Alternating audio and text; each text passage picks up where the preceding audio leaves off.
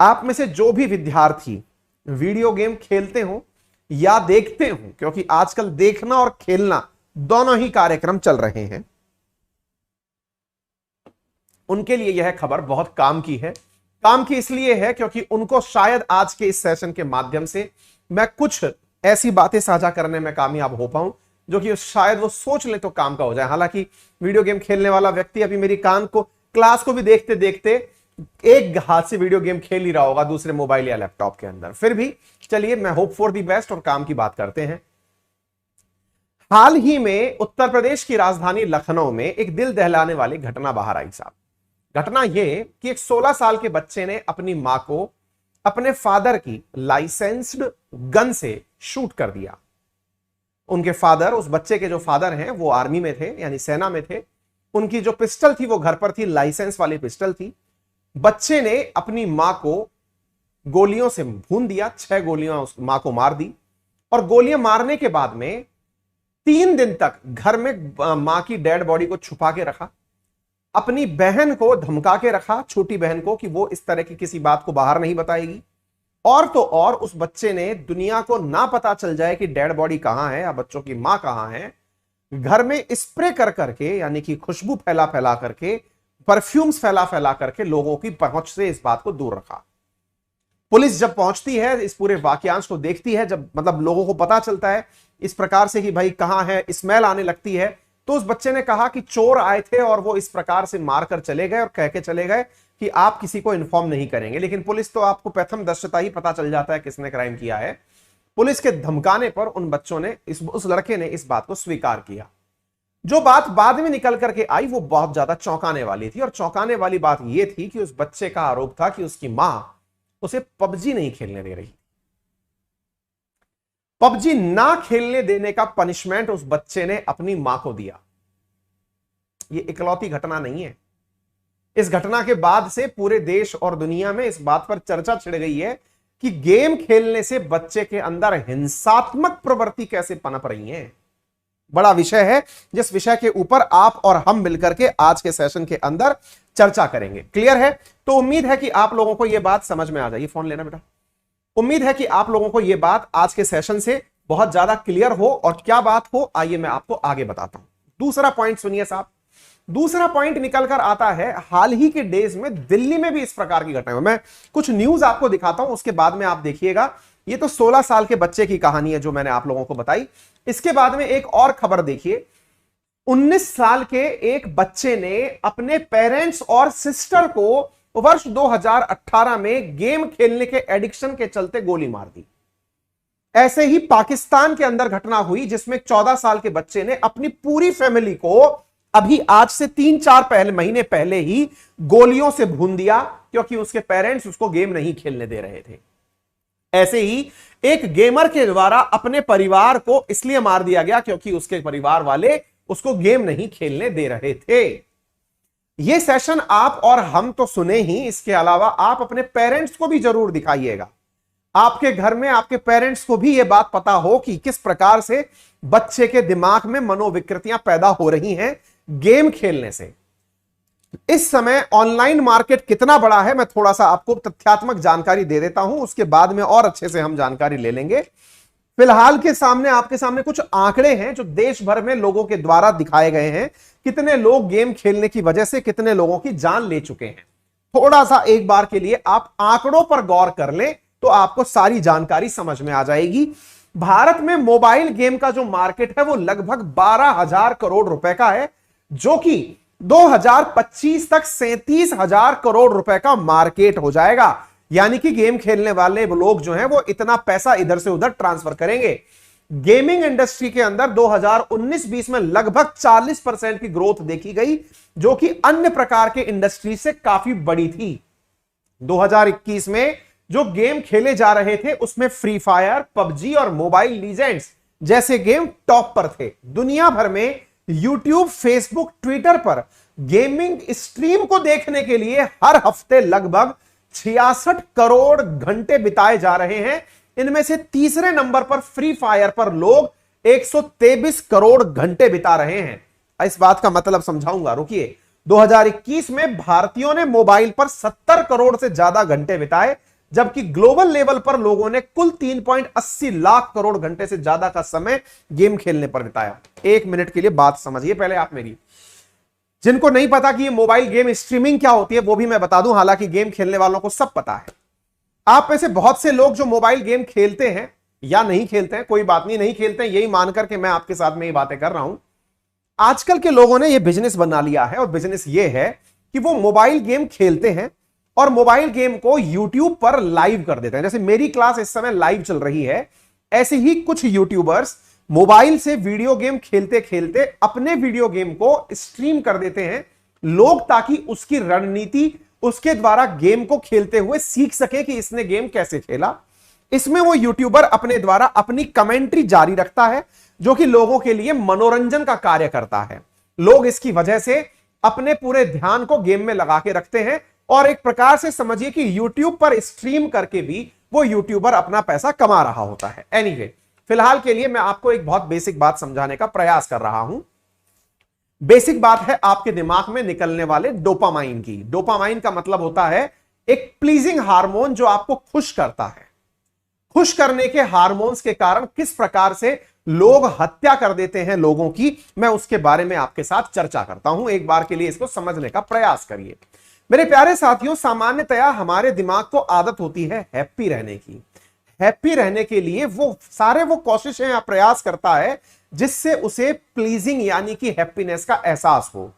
Pleasing feel कराने के लिए हमारे दिमाग में कुछ इस प्रकार के कनेक्शन ऑलरेडी सेट हो रखे होते हैं, जिन्हें हमने बचपन में बहुत सारे एक्सपेरिमेंट्स के नाम से सुना होगा। आप में से बहुत सारे लोगों ने एक एक्सपेरिमेंट सुना होगा जिसमें यह बताया जाता है कि यदि किसी एक कुत्ते को एक फिक्स टाइम पर घंटी बजा करके बिस्किट्स डाले जाएं और लगातार कई दिनों तक अगर यही हरकत दोहराई जाए, तो कुछ समय बाद यदि आप बिस्किट नहीं भी डालेंगे और केवल घंटी बजाएंगे तो उस कुत्ते के मुंह से लार टपकना शुरू हो जाता है।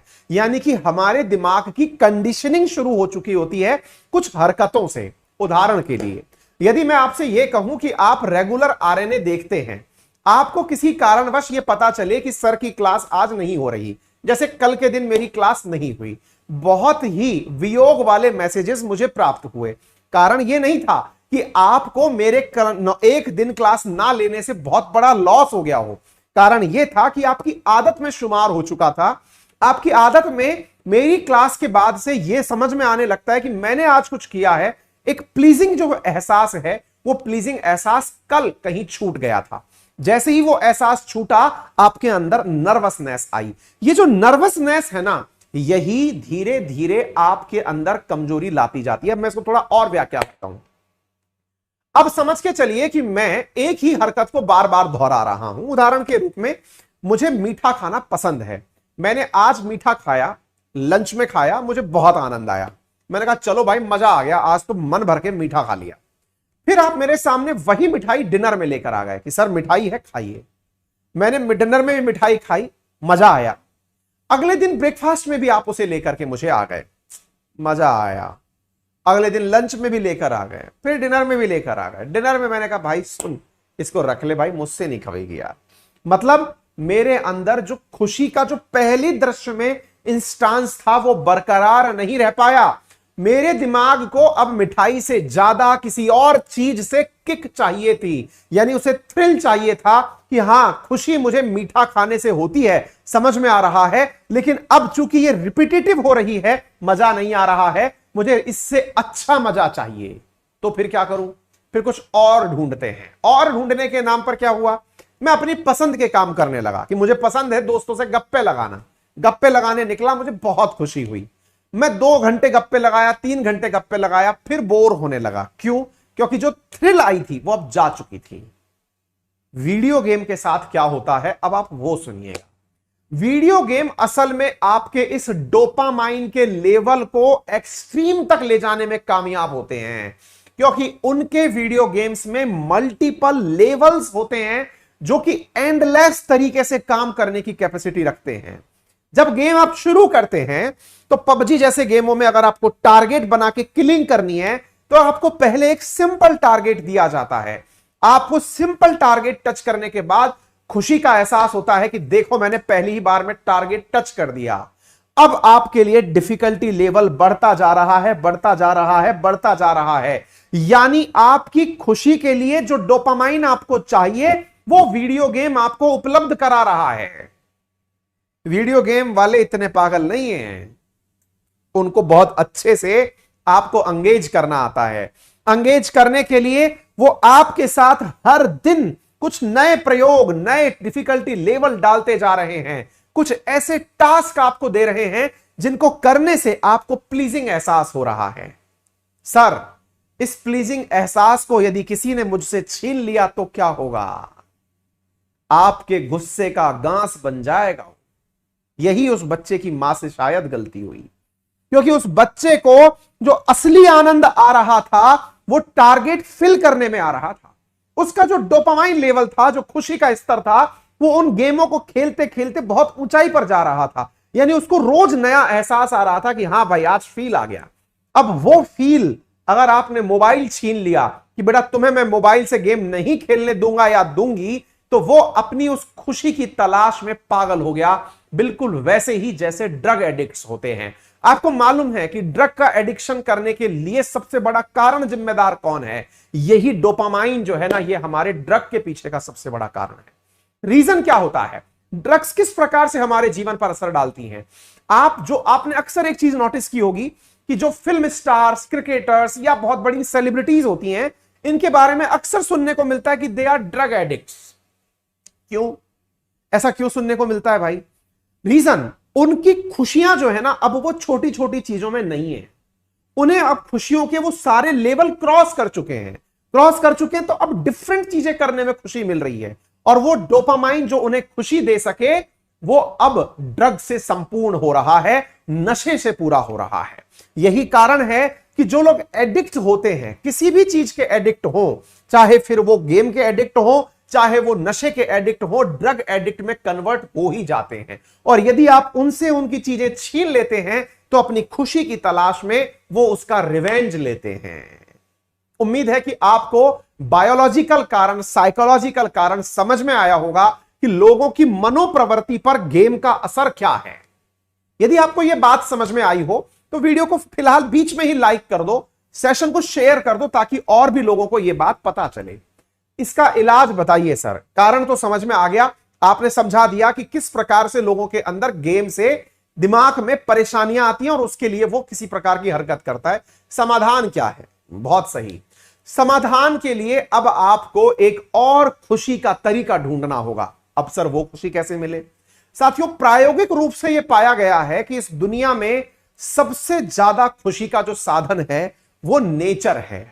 नेचर की खुशी तक पहुंचने से पूर्व जो पेरेंट्स इन बातों को आज की न्यूज सुन रहे हैं, उनको मैं कहना चाहूंगा, यदि आपके बच्चे के अंदर ये आदतें डेवलप हो गई हैं, उनकी सुविधाओं को, 2-3 मैसेजेस हैं पेरेंट्स के लिए विशेष रूप से आज के इस सेशन में।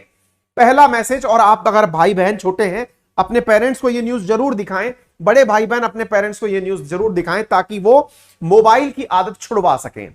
असल में होता क्या है कि आपके बच्चे को अभी से मोबाइल देखने की आदत लग चुकी है, आपको उसे छुड़ाना है। आपने फिलहाल क्या किया?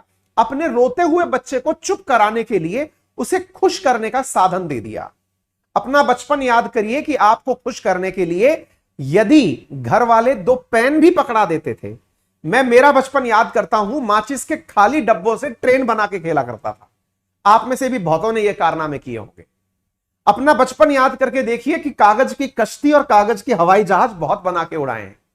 और भी कुछ ना मिले तो मट्टी के अंदर 2 पत्थर के टुकड़े मट्टी में चला चला करके गाड़ियां बनाई हैं, गाड़ियां दौड़ाई हैं, टक्करें करवाई हैं, बस कि हमको खुशी मिल रही है। कमरे में डले हुए हैं, कमरे के अंदर बैठे बैठे क्रिकेट, वॉलीबॉल और बास्केटबॉल खेल रहे हैं, क्योंकि हमने अपनी किताबों को ही बॉल बना रखा है। हमने अपने किताबों से, कागज से ही बॉल बना करके बैडमिंटन खेला है। आप में से भी बहुतों ने किया होगा। हमारे खुशी में उस समय किसी भी प्रकार से वीडियो गेम का या फिर इलेक्ट्रॉनिक गैजेट का रोल नहीं था। जो फिलहाल के लिए जो पेरेंट्स मेरी बात सुन रहे हैं, सबसे पहले अपने बच्चों की इन आदतों को छुड़वाने के लिए फिलहाल के लिए उन्हें स्पोर्ट्स में एंगेज करिए, क्योंकि जो डोपामाइन लेवल आपको वीडियो गेम से मिल रहा है, उससे भी बड़ा थ्रिल बच्चे को गेम से मिलता है। आप बच्चे को घर से बाहर जाने दीजिए। चिंता मत करिए कि वो बाहर जाएगा, किसी से टकरा जाएगा, गिर जाएगा, लग जाएगा। थोड़ी देर के लिए चिंता छोड़िए। यही कारण है कि भारत सरकार ने फिट इंडिया कैंपेन शुरू किया ताकि लोग अपने स्वास्थ्य पर ध्यान दें। खेलो इंडिया कैंपेन शुरू किया ताकि लोग वीडियो गेम से बाहर निकलकर नेचुरल ग्राउंड पर बाहर जाएं और उस खुशी का एहसास करें। उम्मीद है कि आप इस बात को गहराई से सोचेंगे और समझेंगे।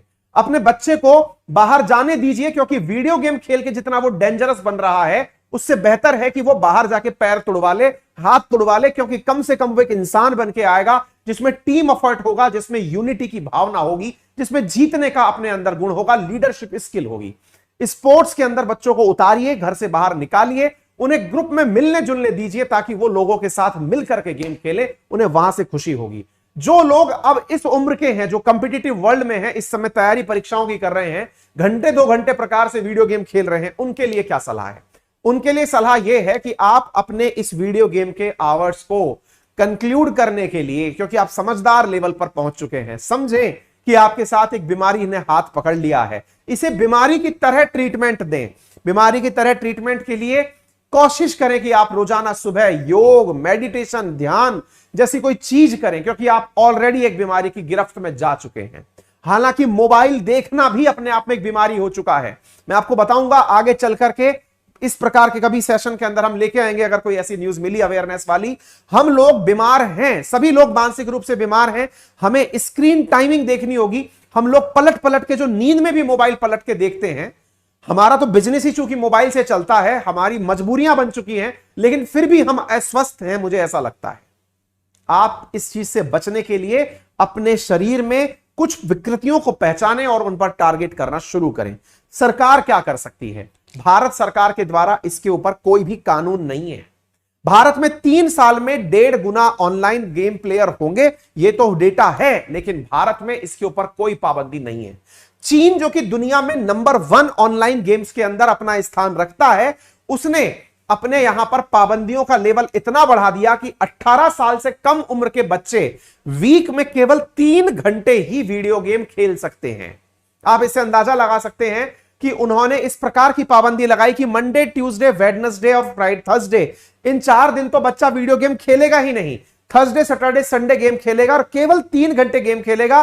3 घंटे गेम खेलने के लिए कंपनी की जिम्मेदारी है कि वो इस प्रकार के एप्लीकेशन डेवलप करे कि वो कौन उस गेम को खेल रहा है उसका चेहरा पहचान सके। चेहरा पहचान करके उस गेम के अंदर ऑटो लॉक का सिस्टम हो, एक आईडी और एक आईपी एड्रेस से वो वीडियो गेम एक ही बार खेला जा सके। इस प्रकार से चीन सख्ती कर रहा है, क्योंकि चीन के अंदर बहुत सारे बच्चे मानसिक अवसाद से पीड़ित हो चुके हैं, हमारे देश में भी हो चुके हैं। बच्चों को मोटापा का आ जाना, आज पहले एक समय था जिस समय हेल्दी बच्चा देख करके लोग खुश होते थे कि खाते पीते घर का बच्चा है। आज दुखी होते हैं क्योंकि मोटा बच्चा इसलिए है क्योंकि ये चलता फिरता नहीं है। ये इतना मोटा चश्मा, इतना मोटा पेट लेकर बैठा हुआ है, इसका मतलब ये केवल कंप्यूटर की पैदाइश है, केवल कंप्यूटर ही देखता रहता है। इसके शरीर में आई हुई ये सभी विकृति इसके कैमरे, कंप्यूटर, इन सब की वजह से हैं। आप इन चीजों को पहचानिए, क्योंकि आपके लिए, अपने परिवार में ये सब चीजें बहुत ज्यादा मायने रखेंगी। फिलहाल आप देख सकते हैं कि किस प्रकार से इन्होंने अपने यहां पर चीन के अंदर पाबंदियां लगाई हैं। कारण क्या है वो मैं आपको बता चुका हूं कि शारीरिक और मानसिक सेहत पर इसका बहुत फर्क पड़ता है। आप बच्चों को कहिए कि उन्हें जो खाना है खाएं, जितना सोना है सोएं, जितने मस्ती करनी है, चिल्लाना है, रोना है, करने दीजिए उन्हें। मोबाइल से बचा लीजिए, क्योंकि भविष्य जो है ना, वो बच्चे, बहुत सारे लोग आजकल क्या है, बहुत सारी कंपनीज जो है ना, वो बच्चों को अभी से ही सॉफ्टवेयर लिखना सिखा रही हैं। बहुत सारे बच्चों को प्राउड फील होता है कि मेरे बच्चे को कोडिंग आती है। अरे वो जो कोडिंग उसको आती है ना, आज मेरी उम्र में अगर आप मुझे कोडिंग सिखाओगे, जो आप उस बच्चे को बचपन में सिखा रहे हो, मैं घंटे भर में सीख जाऊंगा जिसको वो सिखा रहे हैं। इतनी भी बड़ी चीज नहीं सिखा रहे हैं आप उस बच्चे को। जबरदस्ती बच्चे के पैर में बड़ों के जूते मत पहनाइए। जरूरत पड़ेगी तब वो ऑटोमेटिक सब चीजें सीख जाएगा। आपका बच्चा ब्रिलियंट होगा तो टीचर अपने आप आपको बता देगा कि इस बच्चे को 4 काम एक्स्ट्रा करवाइए, क्योंकि इसकी बुद्धि बहुत ज्यादा है। जबरदस्ती मत जोर डालिए ये समझने का कि हमारा बच्चा आज ही आइंस्टाइन बन जाएगा। इस प्रकार की अपेक्षाएं उस पर मत ला दिए। ये एज ए फादर भी मैं बोल रहा हूं, मेरे भी 2 बेटियां हैं, मैं खुद घर में इन चीजों को फेस करता हूं, तो मैं आपको बोल रहा हूं। मेरी छोटी बच्ची को अब एक आदत पड़ चुकी है कि वो वीडियो गेम देख के नहीं, मोबाइल देख के खाना खाती है। उसको पता है खाना खाना है तो घर वालों की आदत है, घर वाले चाहेंगे कि पहले मैं खाना खाऊं, तो उसके अंदर ये कंडीशनिंग हो चुकी है कि खाना खिलाने के लिए ये लोग मोबाइल चलाएंगे। अभी उसका भी इलाज चल रहा है कि हाँ भाई इसका भी मोबाइल कैसे छुड़ाया जाए, रुलाएंगे इसको, पिटाएंगे, भूखा रखेंगे, लेकिन इसका छुड़ाएंगे। आप समझिए ये चीज बहुत ज्यादा फर्क डालती है मानसिक रूप से। तो ये टेक्नोलॉजी एडिक्शन है, बहुत से डॉक्टर्स इसके बारे में अपनी बातें बोल चुके हैं। मुझे उम्मीद है कि आप अपने परिवार के नवयुवक बच्चे बच्चियों को बचा लेंगे, आप इनको डीप डिप्रेशन से बाहर निकाल लेंगे, ठीक है ना। तो आप सबसे उम्मीद है कि आप इस प्रकार की चीजों को रोकेंगे अपने बच्चे के अंदर। अगर हाँ एक चीज और बताऊं कि आपका जो बच्चा है यदि वो इस प्रकार की हरकतों से पीड़ित है, आप कैसे पहचानेंगे उसको कि साहब मतलब हमारा बच्चा पीड़ित है कि नहीं। आपके बच्चे में चिड़चिड़ाहट है, गुस्सा आ रहा है, अकेले रहने लग रहा है आजकल, वो आपसे बात ही नहीं कर रहा है, उसको आपको लग रहा है अरे हमारा बच्चा तो बहुत ज्यादा इंट्रोवर्ट है। मेरे कुछ रिलेटिव्स हैं, उनके बच्चों को मैं देखता हूं, पेरेंट्स तारीफ करते हुए पाए जाते हैं क्योंकि पेरेंट्स वर्किंग है और वो कहते हैं कि हमारा बच्चा बड़ा इंट्रोवर्ट प्रकार का है। आपको मालूम है आजकल बच्चों में ऑटिज्म नाम की बीमारी होने लगी है। बचपन में जो पेरेंट्स वर्किंग हैं, हालांकि मैं किसी बीमारी के ऊपर एक ही कारण जिम्मेदार है ये नहीं बता रहा हूं, लेकिन आप नोटिस करिएगा आपके सर्कल में बहुत से लोग आपको ऐसे मिलेंगे जिनके बच्चों में सोचने समझने की क्षमता, देखने की क्षमता, कंसंट्रेट करने की क्षमता बचपन से ही कम है, ऑटिज्म के पीड़ित हैं। कारण क्या है, उन्होंने उस बच्चे का ध्यान पैदा होते ही मोबाइल में लगा दिया। उन्हें बड़ी खुशी हुई, बहुत सारे लोगों ने मोबाइल पर वीडियो और रील्स ऐसे डाल रखे हैं जिसमें वो दिखाते हैं हाउ सो क्यूट, देखो ये बचपन से ही मोबाइल चलाना जानता है। मुझे बहुत से न्यू पेरेंट्स मिलते हैं जो कहते हैं देखा हमारा बच्चा ना बचपन से ही मोबाइल का लॉक खोल लेता है। हमने कहा अच्छा, और अपना वीडियो खुद चला लेता है। अरे महाराज इस चीज का खुशी मत मनाइए, आप अपनी सुविधा के लिए बच्चों को अपनी खुशी का पात्र मत बनाइए। बचपन बिगड़ रहा है इनका भविष्य इतना बुरा बिगड़ेगा कि आप इनका जीवन भर इलाज करते करते थक जाएंगे। जो आज आप कमाने में लग रहे हैं ये कमाई इनके बचाने में लग जाएगी, सोचिएगा, है ना। तो आप इधर देखिए पढ़ाई और काम के परफॉर्मेंस में बच्चे के कम आने लगता है, रूटीन के काम उसके कम होने लगते हैं, काम में उसका मन नहीं लगता है। ये सब उसके फीचर्स हैं जिसमें वो बच्चा मोबाइल से पीड़ित है, ये आपको पता चल जाएगा। मोबाइल के पीड़ित होने के कारण अब भारत सरकार से अपेक्षा की जाती है कि वो जल्दी ही इस मोबाइल मार्केट में, जहां भारत इतने टॉप पर खड़ा है, दुनिया के टॉप 2 मार्केट में इंडिया कंसीडर होता है, कृपया करके भारत सरकार भी इस पर कुछ स्ट्रिक्ट कानून बनाए। हालांकि पबजी भारत में 2 साल पहले बंद हो गया, लेकिन सबके मोबाइल जो खेलने वाले हैं वो बढ़िया से पबजी खेल रहे हैं। भारत सरकार कहती है प्ले स्टोर पर नहीं दिखेगा, अपडेट ऑनलाइन नहीं आएगा। बच्चों ने ऑनलाइन की जगह साहब कंपनी की वेबसाइट से डाउनलोड कर लिया, सब तरह की चीजें ऑलरेडी उपलब्ध हो रही हैं। होने को तो हमारे देश में पॉर्न भी बैन है, लेकिन कौन से मोबाइल के अंदर बैन है ये आप बता दीजिए।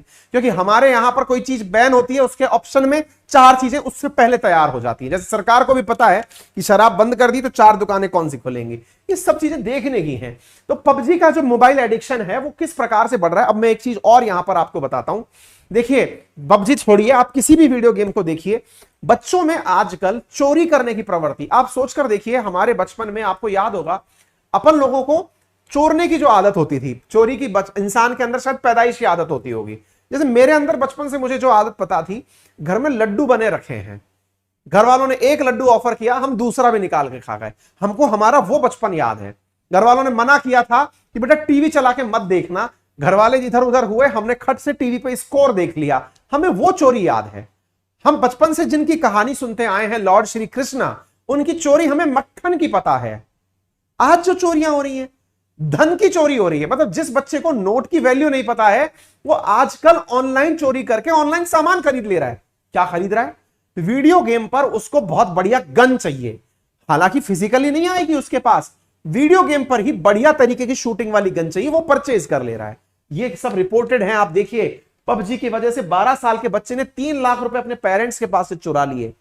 12 साल के बच्चे ने। जालंधर के एक बच्चे ने 50,000 रुपए अपने फादर के पास से चुरा लिए। आप इधर देखिए 16 साल के बच्चे ने 10 लाख रुपए अपने मां के अकाउंट से चुरा लिए। ये अपने देश की खबरें हैं भाई। आप इधर देखिए पबजी की वजह से 16 लाख रुपए ट्रांजैक्शंस में घर वालों के खर्च कर दिए बच्चों ने। ये हालात हैं। इससे आप अंदाजा लगा सकते हैं कि देश किस लेवल पर आगे जा रहा है। संभालिए, गेम्स में जो बच्चे पैसे उड़ा रहे हैं, पेरेंट्स के जो पैसे उड़ा रहे हैं, उनसे बचने का प्रयास करिए। उम्मीद है कि आप लोगों को मेरा यह सेशन समझ में आया हो। भारत सरकार अभी तक इस पर कोई पाबंदी नहीं लगाई है, कोर्ट्स इस पर कोई पाबंदी नहीं लगाई है। उन पाबंदियों के बावजूद भी आपसे गुजारिश है, कॉल कर लो, उन पाबंदियों के बावजूद भी आपसे गुजारिश है कि आप सेल्फ रोक लगाएं अपने ऊपर, ठीक है ना। उम्मीद है कि आप इस प्रकार की चीजों पर ध्यान देंगे, ये मेरा आपसे अनुरोध है। अपने परिवार में हो रही इस घटनाओं से बचेंगे। अगर आपको ये सेशन आपके लिए उपयोगी लगा हो तो मेरा निवेदन है कि एक बार के लिए सेशन को लाइक कर दीजिए, साथ में जितना ज्यादा हो सके इस वीडियो को अपने सभी साथियों से शेयर करिए, जिनके परिवार में अभी आप में से बहुत से बच्चे ऐसे होंगे जो कह रहे होंगे सर अभी हम तो पेरेंट्स बने ही नहीं, हमें ज्ञान क्यों दे दिया। आपकी नजर में बहुत से ऐसे पेरेंट्स होंगे, उन्हें यह चीज जरूर आप शेयर करें। अनअकैडमी पर अगर आप यूपीएससी की तैयारी करते हैं तो हाँ, सुबह के लिए ध्यान रखिएगा, सुबह हमारी स्पेशल क्लास चल रही है 7:30 बजे, आप उसमें प्रेजेंट हो। यूपीएससी कैटेगरी के अंदर अगर आप तैयारी करते हैं तो अनअकैडमी पर इस समय अनअकैडमी लाइट में आप लोगों को प्रीलिम्स को ध्यान में रखते हुए बहुत ही शानदार प्रकार के, सोचिए 55,000 से ज्यादा बच्चे हमारे अनअकैडमी लाइट पर जुड़े हुए हैं। प्रोडक्ट की आप उपयोगिता इससे समझ सकते हैं, ठीक है ना। ये टेस्ट सीरीज है, पेड टेस्ट सीरीज है, जिसमें आप कनेक्ट कर सकते हैं, ठीक है बेटा। इसमें आपको बेस्ट एडुकेटर्स के द्वारा तैयार की हुई कंटेंट मिलती है, आप इसको अंदर पार्टिसिपेट कर सकते हैं, ठीक है बेटा। इसके अलावा अनअकैडमी के प्रीलिम्स और सीसेट को आप टारगेट करके पढ़ सकते हैं। अनअकैडमी के कोर्सेज में रेज ए हैंड फीचर है, यदि आप टीचर से डाउट पूछना चाहते हैं तो आप डाउट पूछ सकते हैं। प्लस कोर्सेज में हमारे साथ आपको जो कंटेंट दिया जाता है उसमें प्रॉपर तरीके से पीडीएफ प्राप्त होती है।